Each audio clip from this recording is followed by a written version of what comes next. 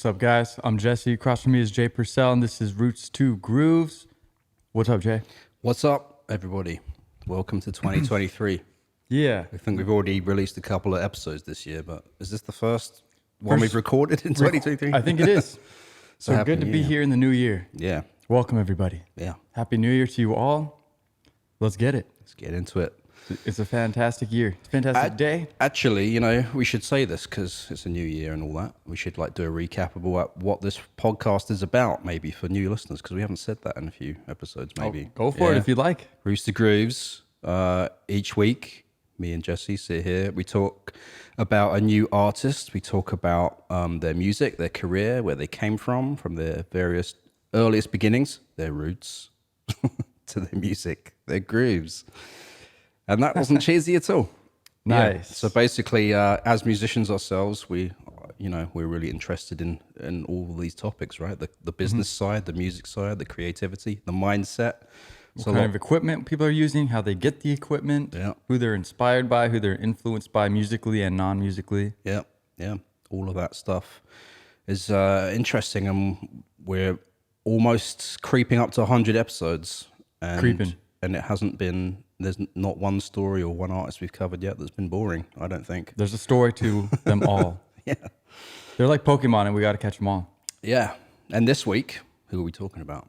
We're talking about Bloc Party. There you go. Yeah. Not Capitol Hill Bloc Party, though. The band Bloc Party. Yeah. Out of across the pond, the UK. Yeah. UK band. This was your suggestion this week. Mm-hmm. Surprised me because I've heard about them for a long time and really liked them. Haven't really listened to their most recent stuff, but they just kind of were coming out as I moved to the US. Oh, okay, nice. So you knew about them. Yeah, yeah. They were big, coming out, releasing their first album in the UK just as I was leaving. So Yeah, so basically that first album, Silent Alarm, Yeah. that's the album. It's pretty good. Yeah. But I mean, yeah, let me back up a little bit. These guys are post-rock. Yeah. It's like a rock band. Yeah. Do you have the name of the singer? Or the Yeah, band members in general? I do. I don't think I'm going to do justice to his last name, but I know. I memorized it and I studied it, and I'm not sure if I could say it. Kelly Okereke? Oreke? Yeah, Oreke. Oreke. I actually haven't heard it pronounced in the interviews I watched, so I apologize, Kelly, for not getting your last name correctly. Okereke? Okay. You studied this, and I did, but I forgot. No bells are ringing. As soon as we're on the air, it goes whoosh. There you go. The red light fever. Yeah. Okay, but no, it is. Could I get a little bit of volume, actually, please? More volume. A little volume in my ears. All right. How's Okay, that? yeah, that's perfect. All right. Okay, cool. So I mean, we're talking like post punk. Yeah. They're a little post hardcore. They started with a lot of guitars, really hooky, kind of jagged edges, like angular guitars, like sharp, Yeah. dynamic changes, Yeah. kind of just general sharp sounds. Yeah. If that makes any sense, but it's basically indie rock. Yeah. Yeah. In the most general sense. Yeah. Driving a lot of energy in that first album, Silent Alarm. But yeah, we were name checking them. Should we name check them? Oh, let's finish. Okay. So Kelly is the lead vocalist. Oh, correct. Rhythm guitarist, songwriter, plays piano, I think, as well. Does a little bit of production-y things. Who else we got? Russell Lissack. Yeah. Lead guitarist. Does samples, bit of synths, bit of programming. Justin Harris, bass guitar, backing vocals, and Louise Bartel, or Bartel. Bartel is like a CVS. Drums. She's the new drummer. This is the current lineup, but they've had a long history since they started back Right. long ago. So the two other members that were there for a long time, founding members, Matt Tong was the original drummer, and Gordon Wokes was the original bass guitarist. We'll talk about Nice. them a little bit later on. That's them name checked. But yeah, it's a four-piece in various guises. Two basically guises, two different lineups, but four-piece traditional kind of rock band. Yeah. Drums, bass, guitar. They have several albums out. Yeah, six studio albums. Yeah. Specifically. Yeah. And we're in 2023. They came out in basically 2003. Yeah. So they're basically coming up on 20 years Right. being a band. Yeah. Doing a pretty good job. Yeah. Like, they were pretty huge. Yeah. They won some awards. Yeah. in England. They've charted on Billboard. Yeah. They've played big tours. Yeah. They kind of had a really awesome opportunity right out of the gate, and they capitalized on it, and they've been doing it ever since. Yeah, they were saying one of the few rock bands that did well in America as well. UK rock bands. I think they toured here multiple times and have a good fan base over here as well. Yeah. So the one thing to say in general is they were kind of coming up in this scene or this movement of, kind of indie rock music that was burgeoning in the music industry. Like we're talking the Strokes, Yeah Yeahs, Franz Ferdinand, Scottish band, even bands like the Hives, Razorlight, yeah. but a bunch of these bands, and we'll talk about it a little bit more as we go. But yeah, it was interesting because 2004 was when their first album came out, and we're this is like the next wave of artists after like Oasis and all of that kind of stuff. Like the next generation of Britpop. Yeah, kind of. I think I said on a previous episode that it was funny, like because 90s mainstream UK music was like, it kind of had a lot of like R&B and hip hop and stuff like that, Boys to Men and stuff like that in the 90s, and also boy bands, like pop boy bands and stuff like Backstreet Boys and all that. Beyonce, I guess, was doing her thing then, that was later, I guess, as well. But there was still this like mainstream love of like rock bands in the UK kind of thing, and Bloc Party were part of that, which I think is like, what kind of did well for them as well, getting their music out there kind of thing. Totally. Yeah. I think they were kind of part of that scene, but internally, I think they kind of view themselves as the next step from that scene. Yeah. Like I think they kind of specifically didn't want to be one of those bands in that scene that they were kind of a part of. Yeah. I'm just going to say on the record, they were basically a part of it, but they saw themselves as a next step, or they were at least trying to be something different.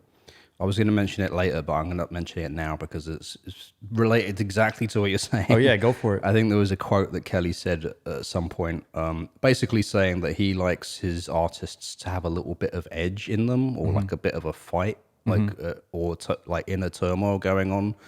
To him, that's interesting. Like if an artist is sharing something lyrically and they're a bit uncomfortable about it, like that is like really interesting to him.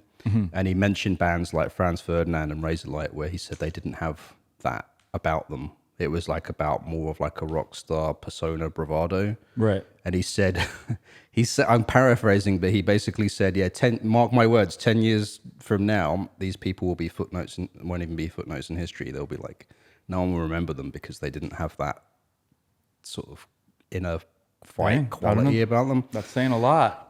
And I think he's true. I don't know about those bands specifically, but definitely other groups. Like there was this band Kaiser Chiefs that were big in England around that time. I haven't heard anything from them, and they might still be around. But Bloc Party is still here, and they're on their 6th album. That's true. Yeah. So maybe there was some truth to what he was saying. Yeah. I think we can elaborate it as we go on, but something really interesting about that concept of what you said about artists having that kind of inner fight turmoil, like not just completely relaxed and have nothing to say, like have something to say that's a little bit like vulnerable, I guess. Like sure, no, totally vulnerable is a great way to say it. Also, I was gonna say their music's kind of sensitive, even though it's really ragged and harsh sometimes. It's also it just retains and maintains a level of that sensitivity. Which is cool. So I guess the last thing I'll say just about the band in general, Bloc Party, we're talking about BLOC Bloc. Yep. And I actually don't know where that name came from, other than, or that spelling at least. Is that how they spell it in the UK? Yeah. And oh, really? As far as the name origins of this band go, it was the original bass player that came up with it, Gordon Mokes. They said they like had a bunch of other names that weren't working, and they settled on this one, and mostly just because of the way they liked it sounded. Basically, it wasn't anything more complicated than that. It is a better band name than the other ones. We'll talk about it later. Yeah, and but since they've been traveling the world, they've realized that it's means different things in different countries. Like apparently, there's a political party in Canada called the Bloc Party with the same spelling. Or something. So that is a little confusing. Yeah, so they basically said there was nothing political about their choice of name here. It was purely just it sounded cool. So nice. It does sound cool. I would agree. Yeah. Yeah. And so let me just finish off. The last thing was we opened up this podcast with the song Helicopter. Yeah. And so that was like my introduction to the band back in the day, right, when I was starting to get into like indie rock. Yeah. Probably like the early 2000s when Strokes were on the radio. Yeah. Franz Ferdinand, Killers. Yeah. And they were kind of in there, and I discovered Helicopter was the first song, and then I discovered, I think, Banquet, and that whole album was really cool. And then I sense kind of they've been on kind of the back burner of my brain for the last 15 years or so. There you go. So cool band that we get to talk about today. I'm excited. Talking about Bloc Party, Roots to Grooves. Let's play another track. Let's do that one you just mentioned, Banquet. Oh, Banquet. So this is probably one of their, I mean, like their huge breakout hit on that first album, Silent Alarm.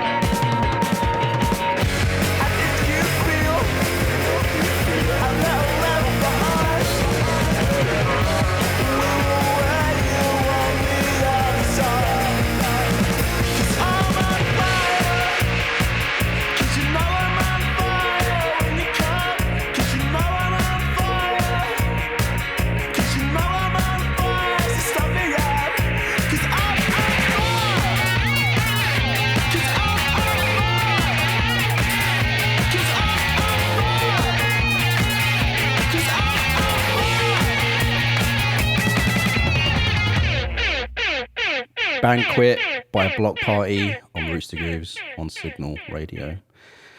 Here we are. Yeah, that was a great album. Silent Alarm, their debut album that came out in 2004, right? Mm-hmm. Damn, long time ago. I didn't realize it was that long. I thought it was 2007 because that's when I came to the States.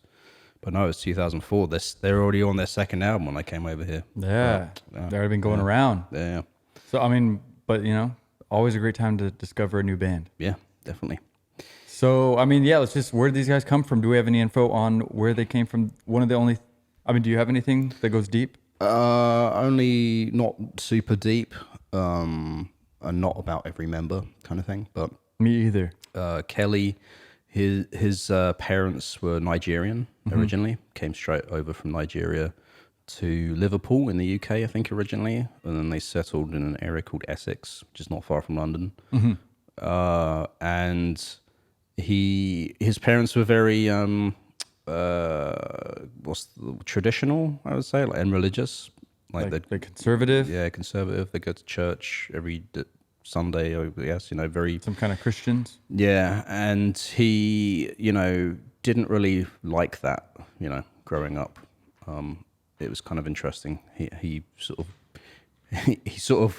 made an observation at some point about like, you go to church and you feel like holier than thou, and then you go out into reality where you're just like bitter about the world, like everyone else is, kind of thing. He said something like that, and I think it was a bit hard for him. Also, like growing up, the son of immigrants, but he was born in England, and being black as well in England at that time was like not easy, especially in the area he was living in. He wasn't like living in inner city kind of thing. So yeah, it sounded like he had a little bit of it was sort of a tough sort of I don't want to say tough upbringing, because I haven't heard him say that, but it wasn't exactly like a walk in the park sort of thing, right? With his background and growing up and having this religious thing over his head that he wasn't really into, kind of thing, right? His mum was a midwife, and his dad was a molecular biologist. And I think he said at one point he's not proud to be British. I saw this quoted somewhere. I don't know if it's something he still feels or whatever, but he also doesn't consider himself Nigerian because he wasn't born there. He last visited when he was 14, and he just saw a lot of begging on the streets and police corruption is kind of what he walked away with, like from his time there, kind of thing. Obviously, this is quotes. This is information that's came out a long time ago. I don't know. He's older now. He might have a different outlook on this kind of stuff. But yeah, that's like mostly him. And Matt Tong, I think he was from Bournemouth, an area called Bournemouth. And all I know about him, and it's something that Kelly said about him, was that at a certain point when Matt was younger, he wasn't really doing much. He was just hanging around the house and not really, being productive. And his mum told him to go to London and start a band. So. Oh, nice. Orders. Yeah. And so, like, Kelly was like, he wished he had that sort of parenting where they were, like, supportive of, like, the creative thing. Because I guess, essentially, they weren't really supportive of any musical creative ambitions. Right, they just weren't really into the whole thing. They weren't musicians. They weren't really into music. Yeah. And so he just kind of discovered this and kind of used it as an outlet. Yeah. As far as that's what I gather, found. Yeah, and some of his early influences, I think, were this band called Suede. I don't know if you ever heard of them, but they were like sort of... It's funny, you have like different time periods of like this rock music in England kind of thing. And I think it was like Suede and the Smiths and all that. And then it was Oasis and Blur. And then it was like Bloc Party and all this sort of stuff. So yeah, Suede were like this great rock band, very like almost like Smiths-esque, Morrissey-esque, not quite. Just sort of like a little bit grand, plush songwriting kind of, I feel big lyrics, a little grandiose, big melodies and stuff like that. Cool, but in an indie way, like not in a 90s indie way, I guess. So and I think he said somewhere it was when he heard them Suede that he was like, oh, this is like what I want to do. Kind of think that's the sound, kind of thing. So so that was a big inspiration. Yeah, a couple others. I got some other inspirations: Chemical Brothers, Pixies. The Smiths already mentioned. Mogwai. I'm not familiar. I know of them. Heard a few tracks, but I don't know much about them. Nice. Sonic Youth. Joy Division. Yeah. DJ Shadow. Yeah, that's crazy. Making an appearance. Interesting. Yes. We did an episode on DJ Shadow. Go check it out. Yeah. Drinks, you owe me a beer. Gotcha. All right. Actually, and then So, cool. So that's about their upbringing. I don't know too much about them. Yeah, the only other thing I have for like upbringing is Kelly, when he was living in his parents' house, I'm guessing like teen years or like 10 years old to 15, somewhere in there. I'm speculating because I don't have that info. But he was like a kid in his house, and his older sister would listen to some music, and she had Park Life, the Blur album. Right. And so he would always, he told a story about sneaking up there and listening to Park Life over and over. Yeah. And that was a pretty big influence as well. Right. As you know, Blur's kind of a huge influence. Damon Albarn's like an influence on the whole music industry at large. Yeah. I guess. I guess. I don't know. He comes up a lot. Yeah. He's an inspiration to me. I like him. Me too. Approach to music and stuff. Yeah. And his general veracity for creating music and pushing it out. Right. Yeah. Just a lot of music. Yeah. Prolific. High quality. Yeah. But anyway, this ain't the Damon Albarn podcast. One day it will be. It's gonna be. It's morphing. It's gonna be Damon Albarn and Red Hot Chili Peppers podcast. Yeah. All right. So they form a band. Yeah. So basically, it's Okarek, otherwise known as Kelly. Yeah. And Lysak. Yeah. Was it Lysak? Russell. Lysak or Lysak? Lysak. Lysak. Write in. Tell us. What was his first name? Russell. We can go by Russell. Yeah, Russell and Kelly. Yeah. So I guess they first met when they were in school. Mm-hmm. I think grade school, like high school. Right. I don't know, whatever you guys call that, secondary. Secondary school, yeah. Look, I'm learning about the UK. There you go. Yeah. Look at that. And then I guess they parted ways or whatever. I don't have that info, but they re-met at the 1999 Reading Music Festival. Yeah. I guess just by chance. Yeah, and they were just attending the festival, Yeah. I think. And just crazy. I might have been there. 1999. I might have been at the same Reading Music Festival. I'm just thinking about this right now. Maybe you were. It's possible. It was either that or the year after. I feel like it's probable. Whichever year Chili Peppers played, I think it might have been. Yeah, it might have been 99 or 2000. Internet sleuths, figure it out and let us know. They were doing the Scar Tissue album, Californication. Let it? Yeah, there you go. This is a Chili Peppers podcast. I think you were there. See, I told you, it comes up again. So they just discovered they had some similar musical tastes. Yeah. And they also had some friends in common. Yeah. So they started, they're like, let's make some music together, see what happens. Yeah. And then that kind of, I guess they were just working on stuff in their room basically for months. Just starting to create demos and stuff. Yeah, just bedroom music, coming up with songs. Learning stuff. Yeah. They weren't like tried and true musicians yet. You know, they were just learning their instruments, learning how to produce, learning how to create. Yeah. It was just the two of them, and they realized they needed more people. Yeah. So they set out to find a bass player. Mm-hmm. And I guess the story that I heard, the way that they did that was they reached out and put an ad out in NME. Yeah. I don't know if it's the NME or just NME. NME. I think was it news? The New Musical Express. Yeah, I think it was the official original name. Yeah, and then it was like a newspaper. Yeah, it was like a periodical back in the day. Yeah, it was a magazine, but I'm trying to. It might have been printed like a newspaper, actually. I think it was. Yeah, and then it morphed and obviously turned into a brand and everything. Yeah, but they used to have like the classifieds for musicians in that. Like, you go through and see. I looked at some of them as well. Like, still there? All these bands in London. I don't know if they still print it. They're still around. I don't know if they online now maybe. Yeah, I don't know if they do this classified thing anymore. It's interesting. Something for us to look into. Something for you guys to tell us. Yeah, but that's how they found Justin, right? Through that ad. Yeah, they placed the original bass. Oh no, sorry, not Justin. Gordon, the original bass player. But yeah. And then Matt, I had sort of known Kelly around through a mutual friend for like over a year, kind of thing, and. He said he was always looking for a drummer, and he was like, he doesn't know whether that was a good thing or a bad thing. Yeah, he's always looking for a drummer. But drummers are hard to find, and bass players as well, I think. Good ones. So it took him a while, like, of knowing him until he like said, "Okay, yeah, I'll come play," kind of thing. And he said something interesting. He said one of the main reasons he stuck with it is because of Kelly's drive and ambition. And he saw that in Kelly and thought something could come of this just because that's the way he is, kind of thing. He's very like, he wanted it. He wanted the musical career, kind of thing. Right. Which is a very interesting thing for us and for this show, I think, to just pause on for a second, because that's really important, because we cover all these bands and we think about, what's the difference between maybe some of our listeners right now that have a project or a band and the difference between that and people that are like touring and releasing albums kind of thing, it is that someone or everyone in the band to have that motivation to like push things forward and make it happen, like, right? And being kind of specific about it, right? Because without any of that, you're just going to play a few pub gigs, whatever, and then fizzle out and not do anything. I don't know. Play a couple gigs at Barboza, exactly. Fizzle out.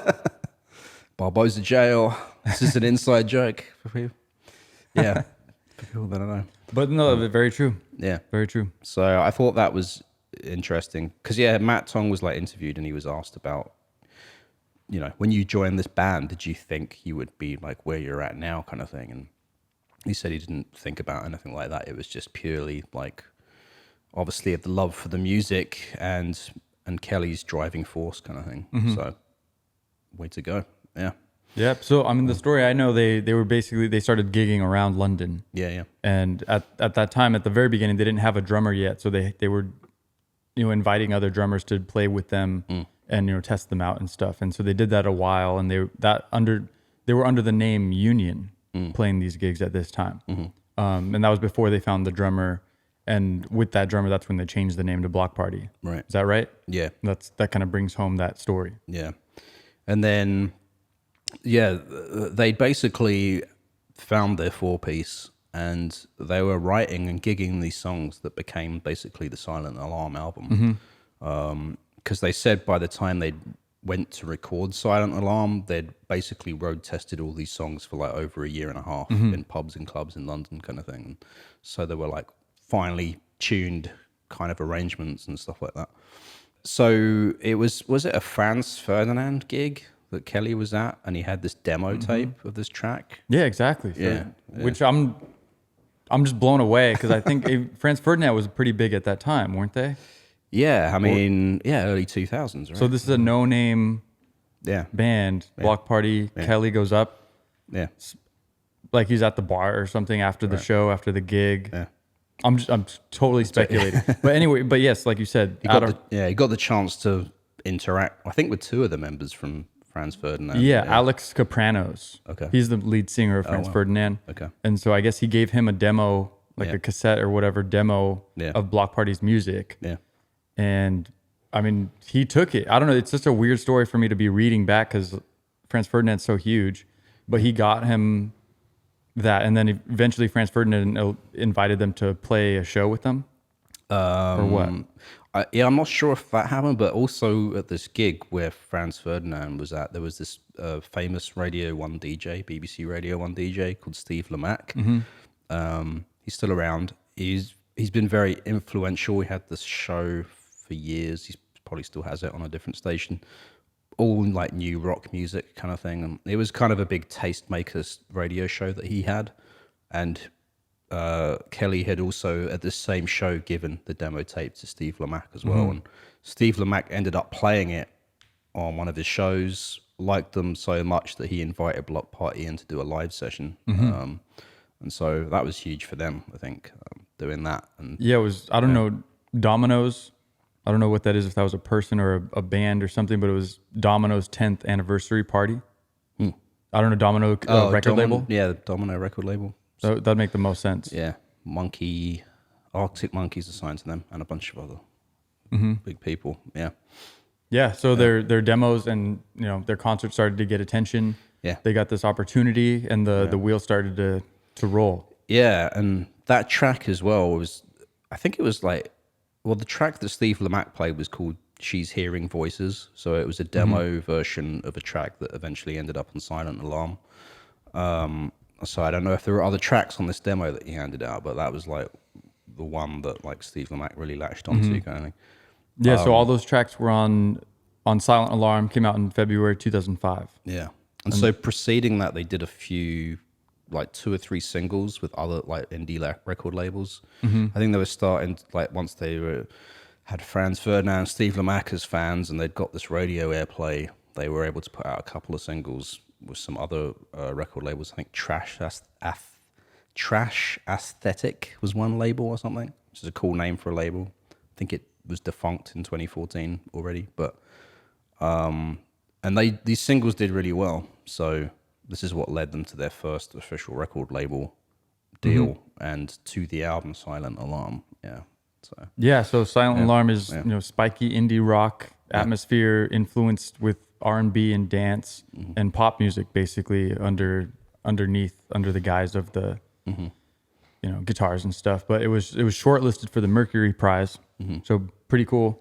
And so it was nominated for the Shortlist Mercury Prize. Or Shortlist Music Prize, or is it the Shortlist Mercury Prize? I think it's Mercury. Yeah, Mercury Music Prize. Yeah. So they have like a short list for the people who are like runners up or whatever. Well, so I think we mentioned this on a few albums because we've a few episodes. I think we've covered at least one or two artists that maybe might have won it. Can't remember. We're almost at 100 episodes now. It's all a blur. But yeah, they only select a certain number of albums. I think like 10 or something like that, and it's all like Music Press that votes on it, and then a winner is selected, kind of thing. So even to just be selected on the shortlist is kind of like a prestigious thing, like a spot to have. It's like being nominated for an Oscar or something. You're in, even though you don't win it, you're like, close. Close. So it sold over 1 million copies worldwide, and it was certified platinum in the UK. Yeah. So huge. Yeah. They were just powering through, and they toured on that until 2006. Yeah, couple of years. And it's funny. So since we're on this album, there's a couple of like things that some of the guys have said about this album in hindsight. They didn't say this at the time, but a few albums later, they've come back to reflect on this album, and they said a few interesting things. Matt Tong, the original drummer, said that he thought it was too long, maybe, of an album. Kelly said more where he can't go back and listen to it because he thought the energy is too chaotic, which it definitely is. But that's what makes it good as well, I think. And I think it's funny because they did, as a band with a new lineup, did revisit it, and they did a Silent Alarm tour in 2018 where they replayed the album with a new lineup, kind of thing. But basically, Kelly was saying in later years, they became better musicians, and he could hear the chaotic energy came from all of the band members playing over each other and competing with each other versus listening to each other, kind of thing. That's kind of his takeaway from that album, sort of thing. But and I think Matt Tong also said that at the time they didn't know what they were making. They were just doing it. These are songs they'd had been playing for a year and a half. They went in, they did a good album. A lot of people say it's rough around the edges, but he said it's actually pretty well produced. And you can hear that if you actually hear the drum sounds and all that. It's mixed. It sounds rough and raw, in a Strokes rough and raw way, but it's still produced. Right? Yeah. But yeah, just a few. It was interesting to hear them talk years later about this album and their thoughts on it, which is probably the same as any musician, right? The early stuff you go back to listen to and you're like, yeah, that's not, I could have done better or something like that. I don't know. I mean, hindsight's 2020. That's exactly, all I'm saying. Yeah. But it's 2023 now, so hindsight's 2023. Yeah. So they tour, and then basically they start making another record, keep the energy up, keep the momentum going. Yeah. And they're hyped. They were successful. Yeah. They played shows. They went on tour. Yeah. Doing awesome, killing it. So 2007, second album, follow-up, sophomore album comes out, A Weekend in the City. Right. It's ambitious. It's got songs juxtaposed with mundane and dramatic dynamic. But it's talking about stuff like populist media, terrorism, racism, and sexuality. So pretty good follow-up. Yeah. Of decently similar energy. Yeah. But this album was a little bit more. It was a little bit more outreaching, like Radiohead influence. A little bit more weirdness or progressiveness. Right. They were just reaching a little bit more for what they were trying to do. Because, for example, and let's play this song called Flux right now, because it's at least to this point of this band, Flux was one of the most electronic kind of sounding tracks that they'd come out with. Right. So it was a little bit of a step ahead for them. So let's go ahead and play that right now.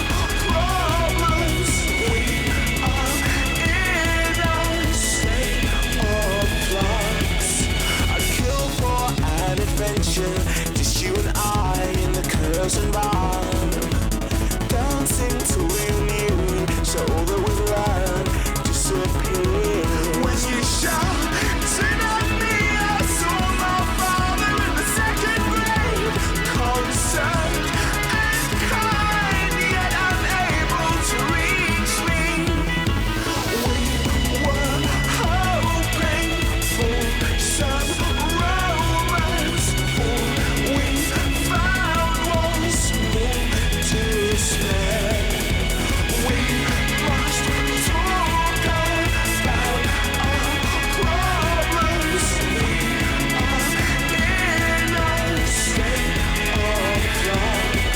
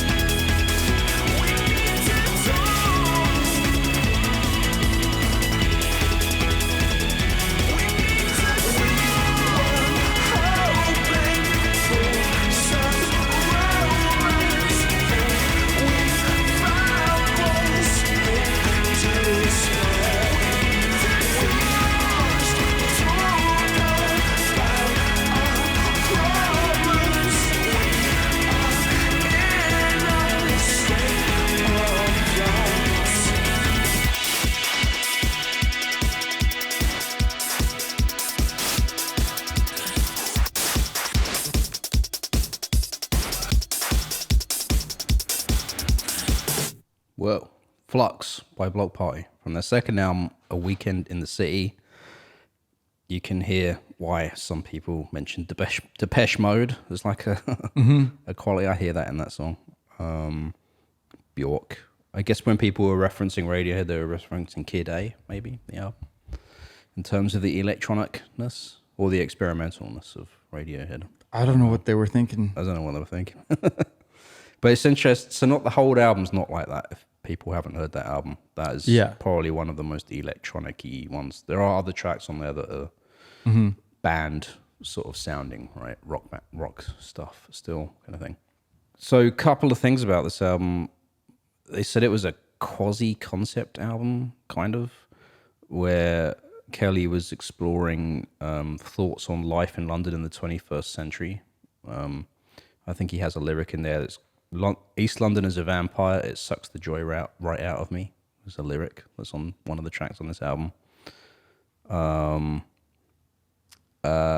Interestingly, in hindsight, another hindsight take from Matt Tong, original drummer, he thought this album was too long, too textured. He said he felt it took too long for them to finish it because they were deliberating too long at certain like creative points of the writing process kind of thing. And yeah, that's all I have on that album. So, I say we move on. So then we go to Intimacy in 2008. They just come out with another album pretty straight away. Yeah. And it's, they also have Flux on this album. So they liked that track. Yeah. And I think they were reaching for the similar direction. So they put it on there. Right. But it's a pretty beastly album. Yeah. A lot of good tracks on there. Yeah. And I think it was around this time after that album came out, they took some time away from the band. Yeah. So at this point, they'd been going hard for like 5 years, they said. Right. Writing all these albums, touring. And they didn't elaborate on it, but it sounded like there was a bit of tension within the band as well, like as usual with most bands kind of thing. Yeah, originally Kelly wanted to continue and make the next album and go straight into it. Yeah. I think I saw an interview. He said he hated the other guys for not wanting to do another album. Like, he wanted to kill them. He said. Yeah, but eventually he thought that it was the best idea for the band and it was a good thing. Yeah. Overall. So yeah, I mean, in that time though, he did his first debut album, right? So Kelly. Kelly moved to Berlin, and so he was collaborating with a producer named Hudson Mohawk, and another producer called XXX Change, or I don't know if it's pronounced Triple X Change, but that was in New York. Right. Yeah. So took some time off doing some different original music. Yeah. Different energy and stuff, and then 2011 they reunite to create the fourth album. Yeah. So they're back. Yeah. So they took the break. And like I said, Kelly did his debut album. He also went on tour with that, and he did mention the fact that it was interesting for him, perspective-wise, to tour by himself without the band and have that experience as well, kind of thing. And so I think that helps reset himself as well for coming back to do this album 4, which is obviously their fourth album, but also there's the 4 members of the band, and it's the energy between them, I think, that they wanted to recapture for this one. Having done those 3 albums before, and they all felt they were never going to make a Silent Alarm album again. There wasn't going to be that energy again. It seems like I've heard them say. Lyrically, I think as well, like Kelly had moved on. He felt like the first album, he was like hiding behind abstract lyrics rather than like being a bit more transparent with what he was trying to say. I think it was something he'd been feeling throughout those albums as well. But yeah, 4. I mean, what did you think? Did you listen to this album? Or? It's good. There's a lot of good stuff. Bloc Party for me, there's they have a lot of tracks that I really like, and then there's a lot of tracks that I'm like, eh. Yeah. So they're a band that they're kind of like a playlist type of band. Like I just pick and choose particular songs that I really like. Yeah. And they really hit for me in all aspects of the musicality and everything. Yeah. And then some of them just don't really turn me on that much. Yeah. So I just kind of let them be. Case in point, let me just play a little bit of this track.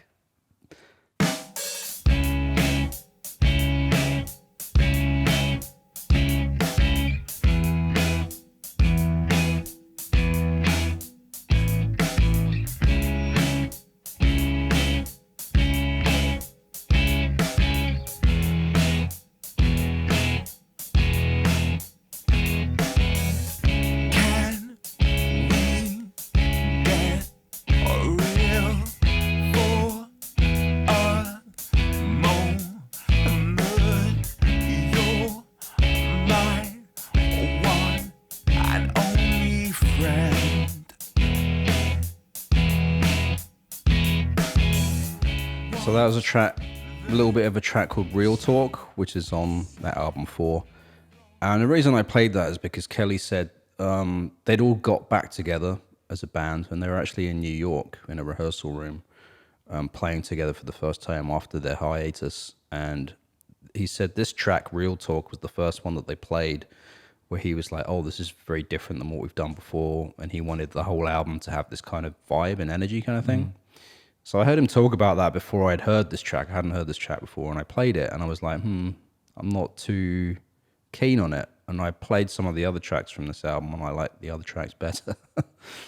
And it's interesting because this is like, it's very simple kind of track, Real Talk.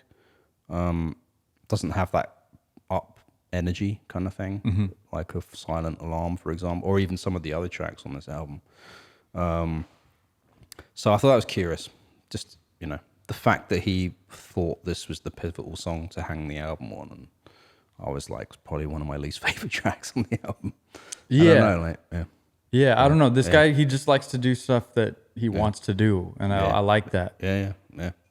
If it's like different energy, he's trying to explore, though. That's why I kind of like the guy. Yeah, just sure. Like what he's doing and what the band is doing. Yeah, definitely. So where are we at? We have 4. I've said most of what I want to say about this band, and I'm not intimately familiar with the rest of the albums. Yeah. So Hymns comes out in 2016. They did come out with like you said, they toured with Silent Alarm with the new lineup and did a tour playing all those songs back to back, like the album all the way through. And that was a pretty big success. Yeah. I think they did the tour in like England or Europe. And then it was a success, so they did it in the U.S., like extended the tour, and they also came out with a live album of Silent Alarm. Of one of the, I'm not sure where the recordings were taken from. I think it might have been with the new lineup because so basically after the album 4, that's when the lineup changed, basically, kind of thing. Matt left the band shortly after, and then Gordon left the band, and then it took a while for them to like figure out who the new members were going to be and stuff like that. Mm-hmm. Then Alpha Games in 2022, right? So that brings us right up to date. Yeah. And this one just, I don't know, just more of the same stuff. They're just stretching a little bit what they're doing. Yeah. But it's just very Bloc Party at the same time. Yeah. The only thing I know about these 2 albums is Hymns, I think, was mostly the 2 original members that wrote and recorded all of it, pretty much, Russell and Kelly. And then for Alpha Games, they wanted all of the other 2 members to be there, kind of thing, and write in a room. That was the only rule they had. They said basically all 4 of them to be in the room to write all the songs together, kind of thing. And yeah, I only heard a little bit of this album, but it sounds like they come back full circle a little bit, and have come back a little bit more simpler and down to basics. I think that kind of came from the Silent Alarm like tour, where they were playing those songs, and so they kind of reinvigorated their love of that rock and kind of rough musical style. The kind of post-punk. So yeah, it is kind of a full circle moment, and they kind of brought back that energy to Alpha Games, which is cool. Because they've been a band for about 20 years. Kind of, really stretched and went, to a different place than they started. And then they kind of brought it back. And I think Kelly's done like 5 albums within this whole time as well, of his own stuff as well. So he doesn't stop. He's he's prolific too. So that's Bloc Party, right? That's Bloc Party. Kind of, in a nutshell. I mean, I feel like they've been around. As I was researching them, I was like, okay, there's a bigger story here, but we're not going to fit it all in. We're not the authoritative. Do you think there's a bigger story than we're telling? I feel like I think just with any band that's been around for so long, there's like a lot of story and history that. Well, I mean, can't possibly sort of we're getting too much into the details. No, we're just trying to have a snapshot and learn and show that this band exists, because other people don't even know. Yeah, if you don't know, if you're just hearing of them for the first time, they got a whole back catalogue, and I think one of them said, might have been Kelly, might have been Matt, if you want to start anywhere, start with Silent Alarm. 100%. Yeah. No question. Start with the debut album. Yeah. It's great. Yeah. And then based on what you like from there, go to the 2022 Alpha Games album, and hop around from there. Yeah. But definitely start with Silent Alarm. Yeah. That's all I got on Bloc Party. All right. I'm going to play out with a track from Intimacy. From Intimacy. Album. Yeah. What is that, the fourth album? Or the 5th album, I mean. Yeah. 3rd or 5th? I don't know. We're going to play out with a song. A song. Yeah. From music. Bloc Party, yeah. But hang out with us online, at Roots to Grooves on Instagram, at SIGNL Radio on TikTok. What else do we have? We have a Twitter at Roots to Grooves. Yeah. So you can tweet at us, let us know, give us some tips, tricks, link us up, send us some memes. New YouTube channel. We used to be on the SIGNL YouTube channel. Now we have a very own YouTube channel. youtube.com/@Roots2Grooves. Boom. And then if you want to hit us up directly, talk to Jay or I'm Jesse. That's Jay. Hit us up at the email, and Jay's got it for us right here. Roots2Grooves@signalradio.com. SIGNL radio.com. Peace.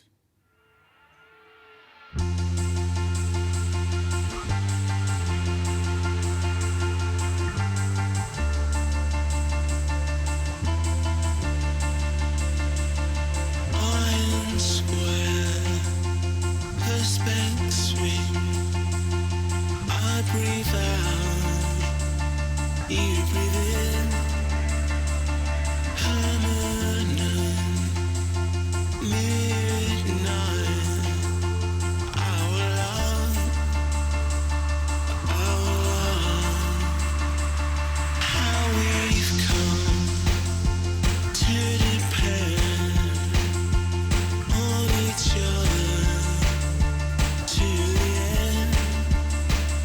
This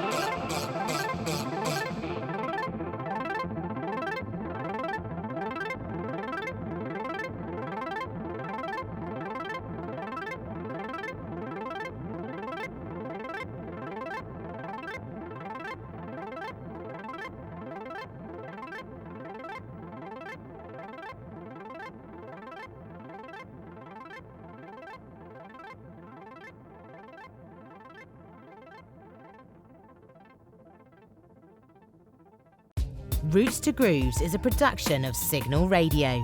For more music and independent culture, visit signalradio.com. That's SIGNL radio.com.